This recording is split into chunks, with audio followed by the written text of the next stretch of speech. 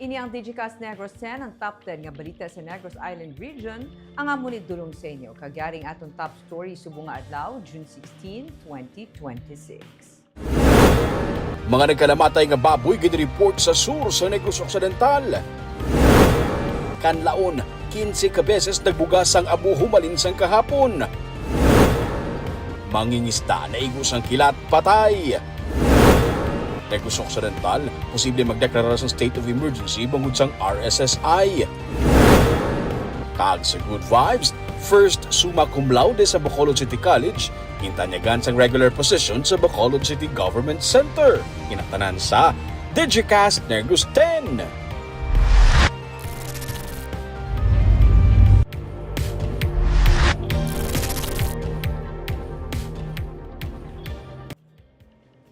Sa number 10, Bulkan Kanlaon 15 ka beses nagbugas ang abo humalin sang Lunes. Ang ini nga video sa summit crater sang Bulkan Kanlaon ang kuha 8:58 Martes sang aga sang Kanlaon Volcano Observatory, Kanlaon City. May 15 tanan ka beses nga nagbugas ang abo ang bulkan humalin sang Lunes nga adlaw. Mga 100 to 500 meters ang average nga kataason sang ginbuga nga abo sang bulkan. 18 naman ka mga volcanic quakes ang na-record, kabahin na diri ang 11 ka volcanic tremors. Sang Lunes nagdangat man sa 979 ka tonelada sang sulfur dioxide ang ginbuga sang bulkan. Nagapabilin sa gihapon sa alert level 2 ang Kanlaon. Hindi pwede sa gihapon masudlan ang 4 kilometers permanent danger zone.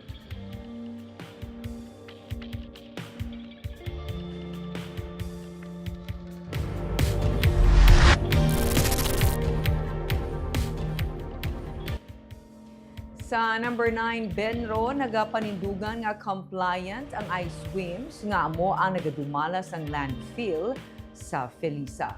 Ginsiling ni Bacolod Environment and Natural Resources Head, Attorney Alin Love Dignadice, nga compliant ang International Solid Waste Integrated Management Specialist o kun I-Swims sa mga patakaran sang syudad sa pagdumala sang sanitary landfill sa Barangay Felisa. Ini matapos nga nagpasaka sang reklamo ang punong barangay sa Barangay Felisa, may angot sa ginaalegar nga pag-usbong sang baho sa sanitary landfill. Suno kay Dignadice, ginpasabat nila ang I-Swims sa among reklamo kag ginaksyonan na ini. Padayon ang pag-spray sang I-Swims sang deodorizer sa landfill adlaw-adlaw.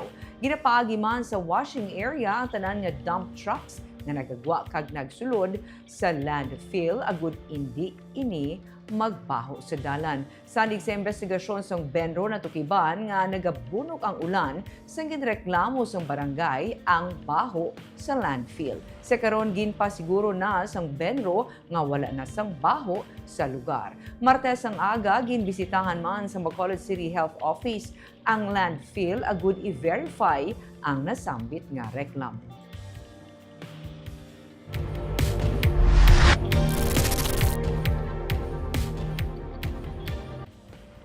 Sa number 8, tatlo ka probinsya, 17 ka mga syudad, kag 41 ka mga banwa sa Negros Island Region ang nakapasar sa Good Financial Housekeeping sa Department of the Interior and Local Government.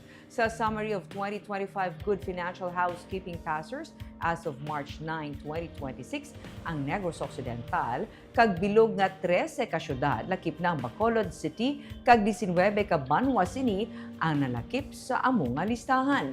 Ang Negros Oriental, 4 ka mga syudad sini kag 17 ka mga banwa ang nalakip man sa listahan sang nakapasar. Wala madala ang Canlaon City kag Tanhay City kag sa mga banwa naman ang Amlan kag Siaton. Ang probinsya sa Siquijor yara sa listahan kag 5 ka mga banwa sini. Wala malakip sa listahan ang San Juan. Ang Good Financial Housekeeping o kunang sa tuanay Seal of Good Housekeeping ang nagatumod sa pagpakita sang isa ka LGU sa iya sini compliance sa accounting kag auditing standards, rules and regulations takip na compliance sa full disclosure policy sang local budget and finance, bids and public sa offerings. Gina-affirm sini ang commitment sa mga LGU sa pag-uphold sang highest standards sang transparency kag good governance.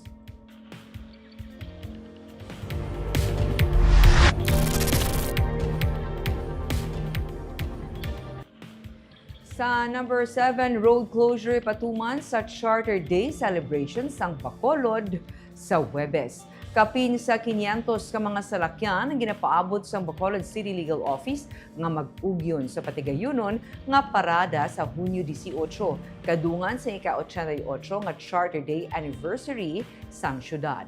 Ginsiling ni Levi Pangge nga magapamuno sa nasambit nga parada sumugod las 6:30 sang aga sa Huwebes. Siradaan ang pilakadalan tubtob nga matapos ang parada. Temporaryo nga masarado ang North Capitol Road dalan sa Lizares, Hernais, Rosario, San Sebastian, kag Gatuslao. Bangod sini temporaryo nga maapektuhan ang ruta sa mga nagabiyahe Bata, Mandalagan, Banago, Punta Taytay, Alihis, Tangub, Singkang Airport, Shopping, Fortune Town, kag home site nga jeep. May 60 ka mga personnel sang BTTMD ang ipahamtang sa mga dalan agud magmando sang trapiko sa tion sang parada. Samtang ginanunsyo naman ni Bacolod City Mayor Greg Casataya nga mga guest speaker sa mga kahibatan si Negros Occidental 3rd District Representative Miguel Javier Benitez. Ano lang gid nato ni sa short nga after sini hindi gid sila mag problema gino sa area because we have a deployment of personnel from Bacolod Traffic Authority, then sa aton pag sa City Legal plus sa aton Traffic Management Unit from Bacolod City Police Office. We will also assist sa sina nga celebration. Invited Congressman Javi Benitez to be the Charter Day speaker. Bangod nga ang syudad subong ang trust naton is nag-apply kita sa UNESCO for creative cities for gastronomy. So si Kong Javi is the chair of the committee on creative industries sa Kongreso.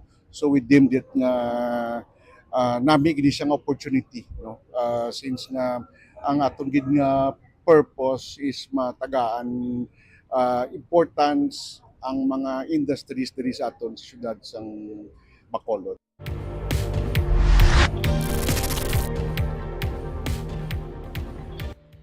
Sa number 6, nagkuha sang kamot sang santo sa simbahan, nakilala na. Tigayo na ang nakilala sang Dumaguete PNP ang persona nga nakuhaan sang CCTV video nga nagkakas sang kamot sang Santos nga si St. Catherine de Alexandria kag nagdala sini pagwa sa Dumaguete Cathedral sa nagligad nga semana. Ang nagkuha nga babae ang ginkilala kay alias Nati nga residente man sang syudad. Sunod sa PNP, ang suspect ang may problema sa pamensaron. Ang ginkuha niya nga kamot sang Santos ang nawasak na kag hindi na magamit. Ginsiling naman sang rector sang Dumaguete Cathedral nga si Father Robert Bongoyan, hindi na magpasaka sang kaso ang simbahan batok sa suspect. Ilang nga ginahaylo ang pamilya sa mga persona nga ipabulong ini.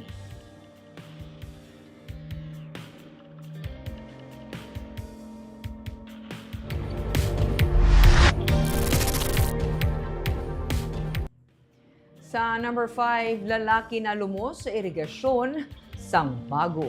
Nagpatigay sa search and retrieval operation kag nakita ng lawas sang 53 anyos nga lalaki sa irrigation canal nga sakop sang Puroka, Tapulanga, Barangay Bagroy sa Bago City, mga 7 kilometros ang kalayuon gikan sa iya balay. Ulihi nga nakita ng biktima nga si alias Jonel sa iya balay sa Purok Langka, Barangay Caridad, Bago City, malapit sa irrigation canal. Mga launa Domingo sang hapon, Hunyo 14. Apang mga alas 3 Domingo sang hapon, may isa ka bata ang nakakita nga may tawo sa irigasyon bangod may nagalabaw nga kamot. Ugaling wala na ini ma-report sa otoridad tungod abi nila nga nagapaligo lang ang tawo sa kanal. Suno kay alias Joe, tupad balay sang biktima, Lunes nga adlaw, iya kuntani nga updan ng biktima agud magpa-check up bangod sang iya balatian. Apang wala na ini sa iya balay.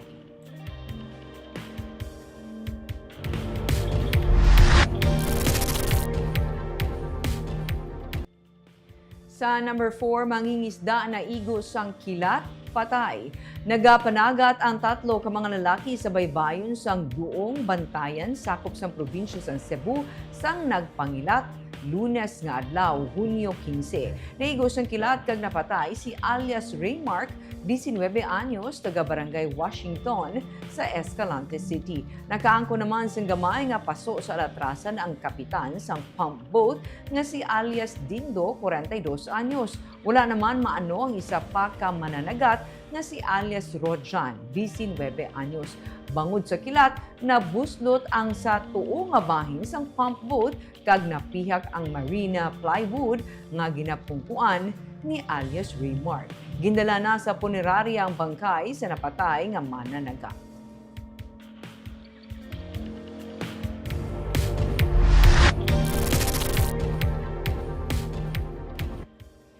Sa number 3, masobra sa 1.4 million pesos nga balor sa iligal nga droga nakuha sa anay preso. 15 dias pa lang ang nakagwa sa prisuhan ang 52 anyos nga babae sang siya ang liwat nga nadakpan sa ginpatigay nga buy-bust operation sa Purok Star Apple 2, Barangay 27 sa Bacolod City sang Lunes, Hunyo 16. Nakuha sa babae nga si Alia sa Sapsap ang 210 grams ng suspected shabu nga nagabalor 1,428,000 pesos. Nakabaton sa report ng City Drug Enforcement Unit nga nagapakigbahin sa illegal drug activities ang subject sa Barangay 27 kag mga kaiping nga mga barangay.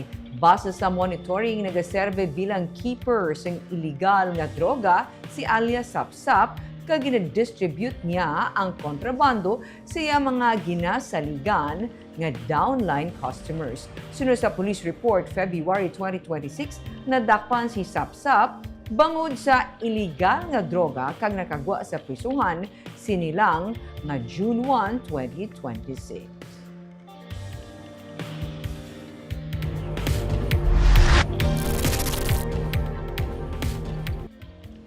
Sa number 2, posible ang pagdeklarar sa state of emergency sa probinsya depende sa kahalitan nga natugas ang peste nga RSSI sa katubuhan sa Negros Occidental. Inisunod kay Negros Occidental Governor Eugenio Jose Lacson nga nagsiling nga kinahanglan ng datos sa mga apektado nga lugar antes pa man makapatuman sang mga deklarasyon kung kinahanglanon gid. Nagtakop ang milling season nga manubo ang presyo sa baklanay sa kalamay. Karon may pagpang-atake sang red striped soft scale insect nga na-monitor. Masobra sa 2,000 hectares ng sugarcane plantation sa June 5 nga report sa Sugar Regulatory Administration sa Negros Occidental ang ginigo sang RSSI. Sunod kay Lacson, may mga Sugar Federation nga gusto magsapol sa iya para talakayon ang sitwasyon kag mabuligan ini. Sa 2025, nagdeklarar sa state of calamity ang Negros Occidental bangod sa pag-atake sang RSSI.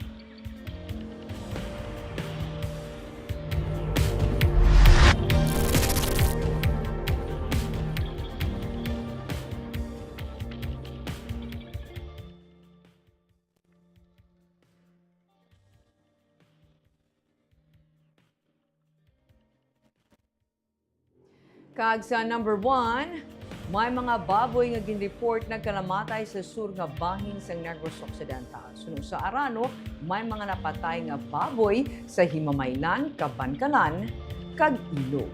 Sa video ni Levany Cabrillos nga backyard hog raiser Sa Valladolid, ilagilayon ginlubong ang napatay nila nga baboy sa atong June 4. Naghilanat ini kag naglupot kag wala na nag-ayo sa gindapat nila nga bulong. Sunod sa iya, may kaingod man sila nga hog raiser nga namatyan man sang baboy.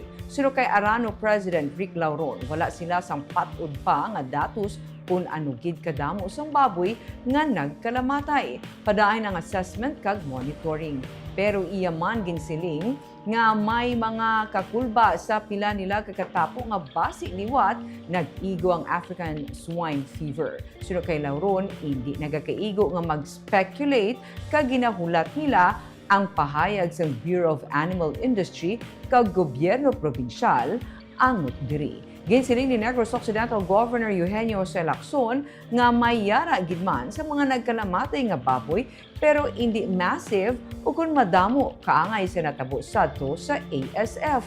Ang mga kaso subong isolated. Mahimo dalaman ini sang epekto sa tig-ululan. Ginsiling ni Provincial Veterinarian Dr. Placida Lemana, nagapatigayon sila sang surveillance.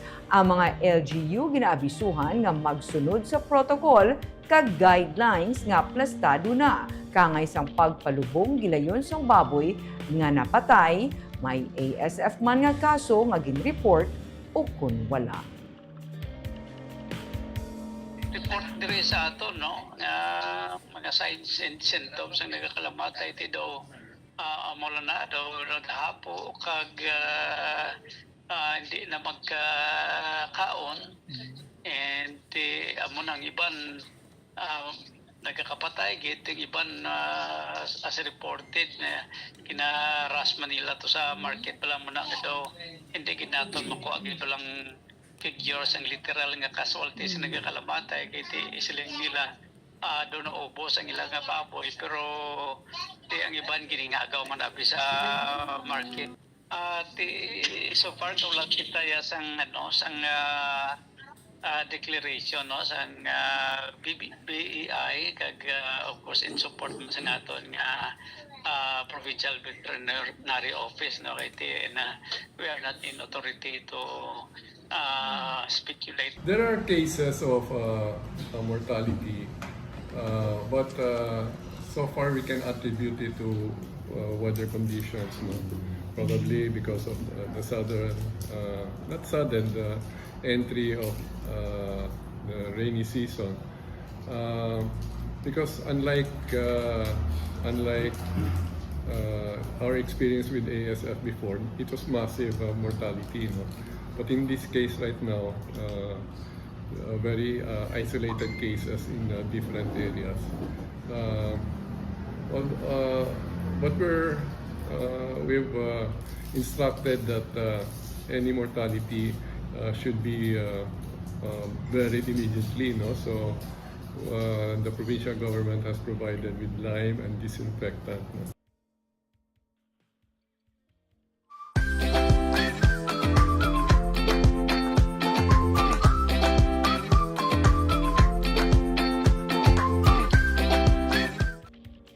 Sa Good Vibes, isa ka working student nangin pinakauna nga summa cum laude sang Bacolod City College.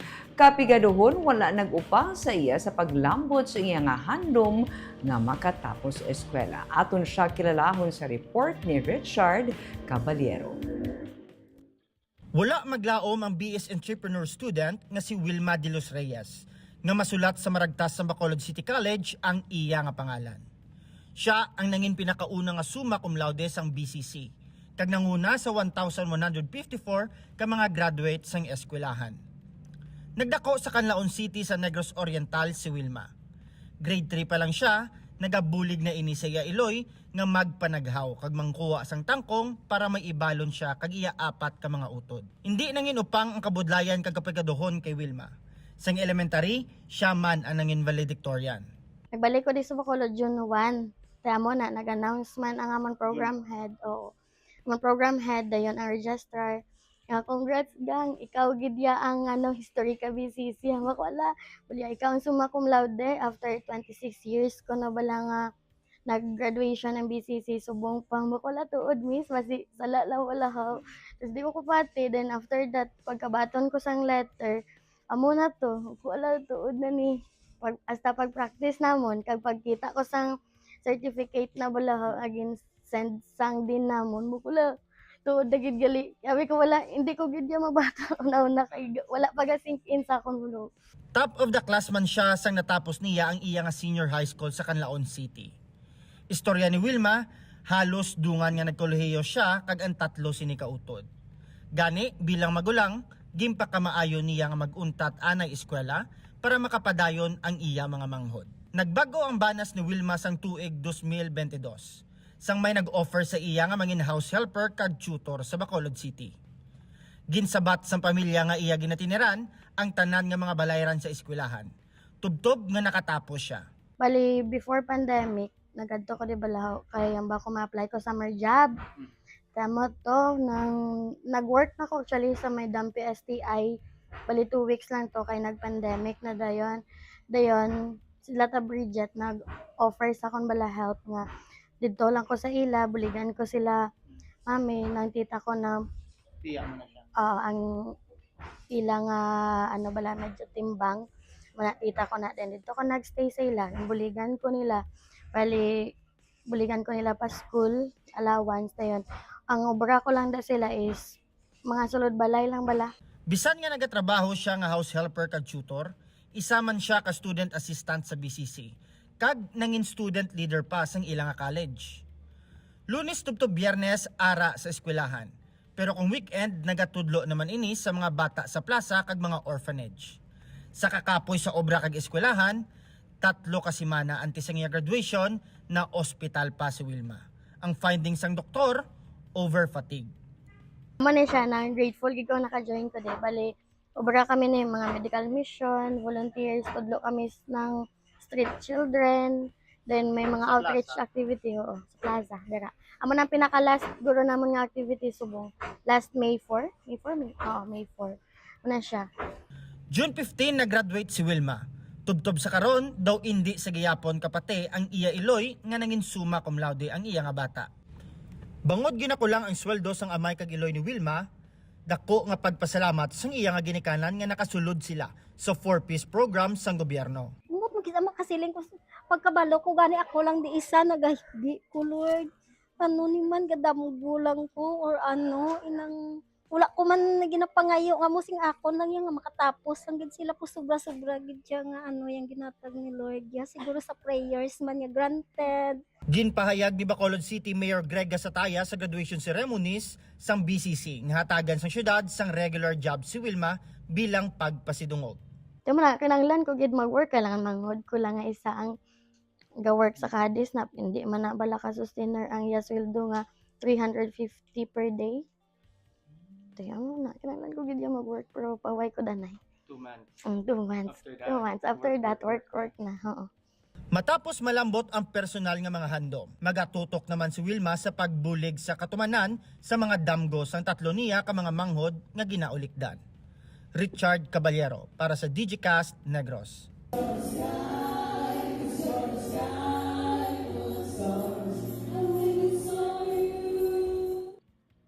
And again, of course, congratulations liwat kay Wilma. Kita naga-shout out sa ating mga live viewers kay Chona Evangelista Caredo, maayong hapon Digicast Negros watching from Singapore. Gloria Jaime watching from Hong Kong. Duha na ka-international. Aripagay Jocelyn Loquero, maayong hapon Digicast Negros watching live from Hong Kong. Lendon Aguilar Escobar, maayong hapon Digicast Negros. Jessery Garucha Hevero, good PM Ma'am Barbara, happy Tuesday. Please shout out sa akon mga upod mandi sa balay nga nagalantaw man sila sa Digicast Negros. So shout out sa mga kaupod ni Ma'am Jessery. Leo ay si Leo. Maayong hapon Tito Ish, Justine, Kagken. And of course, kita naga-send sa ating prayers and condolences kay Leo and sa iyang whole family. Of course, kay Mirna Garrido Clavel, good PM Digicast, and I are watching from Payao. Kagamuya itong top 10 stories of the day, Tub Buwas. Ako si Barbara Mijares. Mayang gabi.